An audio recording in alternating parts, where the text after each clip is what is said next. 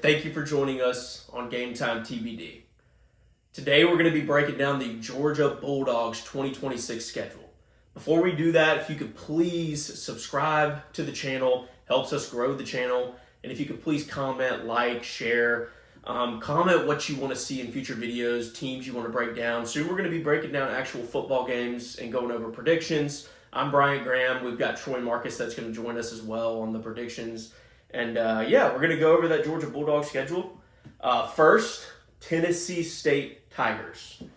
Obviously, they're going to win probably by 40 points. After that, they've got Western Kentucky. We don't need to really go over these two games. 3 o'clock kick for the Tennessee State game, and then you've got Western Kentucky around a 1 o'clock kick. They should dominate handedly.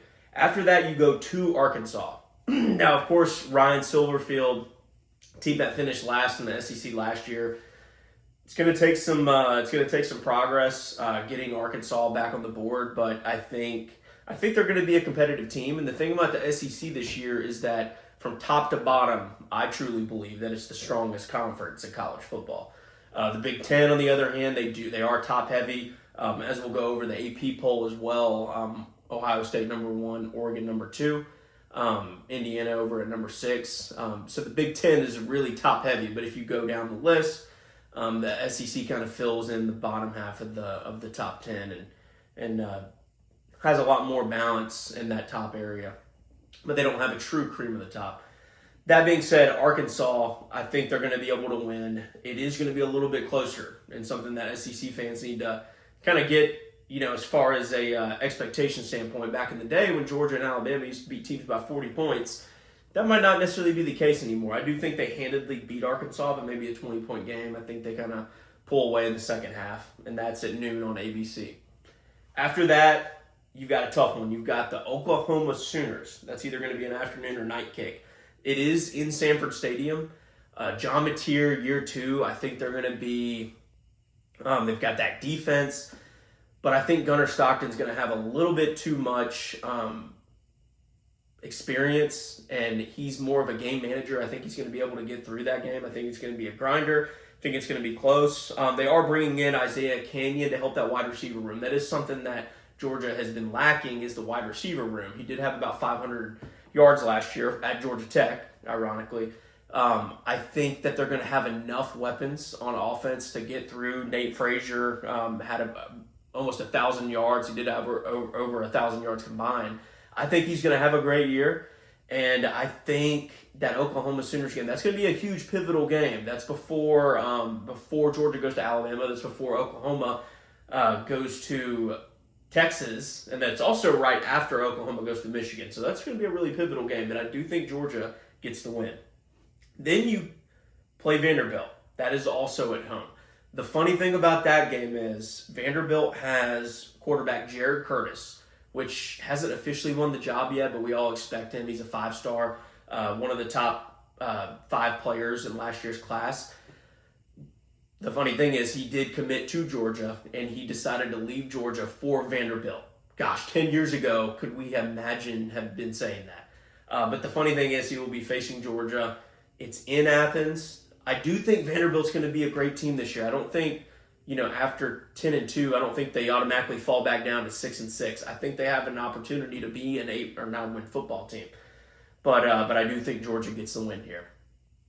Keep it close, maybe around a 17-point game, but I think they pull away in the second half.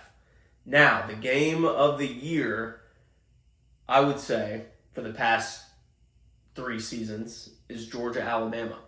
Now, Georgia is traveling to Alabama. And the last time that Georgia beat Alabama in the regular season was when Matthew Stafford was the quarterback at Georgia. So it has been a very long time. I do think Alabama has the opportunity to be 5-0 going into this game. Georgia, I've already got 5-0 as we've gone over. So this could be a top 10 matchup for sure. I am going to go with the upset here for the time being, and I'm going to pick Alabama to beat Georgia. I think, as we've seen recently, Alabama matches up really well with Georgia. Georgia likes to slow it down a little bit. Alabama, they've got the defensive backs, the defensive unit, especially with getting guys like Terrence Green and others on the defensive line. I think they're going to have a formidable unit, and I think They're going to be able to slow Georgia down. If you go back to the SEC championship game, Alabama was tethered with injuries on the offensive line. Ty Simpson was injured. Still, I think Georgia was just a better team, and they got the best of them. But you go to the block punt in that game.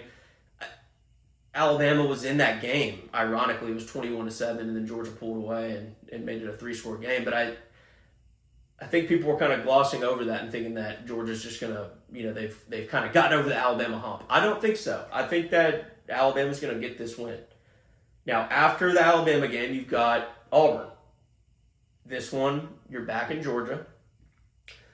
I think Auburn's going to be a formidable team this year. They do have a high ceiling. I think Auburn could potentially win 8 games. Now, of course, I think they could go 6-6 as well, just with that schedule.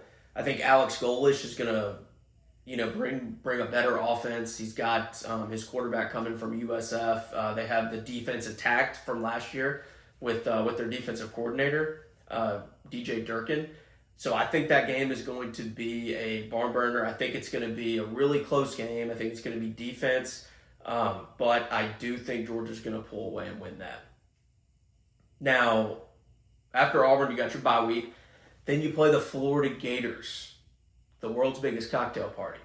The crazy thing about this is, though, with the Jacksonville Jaguars renovating their stadium, this game is going to be played in Mercedes-Benz. And then next year it's going to be played in Tampa. Now, if it were up to me, I would say that they play this game on campus for 2 years. But you probably wouldn't go back to Jacksonville after that, so I get it. I think Florida's going to be a great team this year. Now, you got Florida at Auburn week 3. I think that's going to be a pivotal matchup. And whoever wins that game, assuming they're 3-0, I think could potentially go on a run and be in contention for the SEC. Probably won't make an SEC championship or a playoff, but they could be one of those fringe teams that would kind of be springing themselves into the following year. Florida's got a lot of talent. They're sitting right outside the top 25 right now in preseason polls. But, I mean, they spend as much money as, some of the blue bloods, the top 10 programs and such. Same with Auburn. I think, so Florida has a formidable team. They've got a great roster. Wasn't the best coaching that was done beforehand, so maybe they get things turned around. I do think Georgia will win that game. I think it'll be close, more of like a 30-20. It's a rivalry game. It's always going to be close, but it's essentially at home in Mercedes-Benz. So I've got Georgia winning that game. Now you go to Oxford, November 7th. This is where I think Georgia stumbles again. I think that Trinidad Chambliss is going to be the face of college football, or at least the face of the SEC this year. I think he showed strides last year, bringing a team like Ole Miss to the semifinals, and I think he's just going to get better. And you've also got Quan Lacey at tailback. People are kind of sleeping on Ole Miss. I mean, they're number 9 in the preseason, but I think they have an opportunity to make an SEC championship and make the playoffs once again. So I think on the road, after such a hard schedule and a rivalry game, I think Georgia slips up once again, so that puts them at 2 losses. Then to kind of round out the schedule, you got Missouri. I think they're going to take care of business. I think they'll beat the Tigers. I think the Tigers kind of fall off a little bit. They're ranked 25th at the beginning of the preseason. But I do think with a tough schedule, I think Missouri kind of falls in that 6-6, 7-5 range.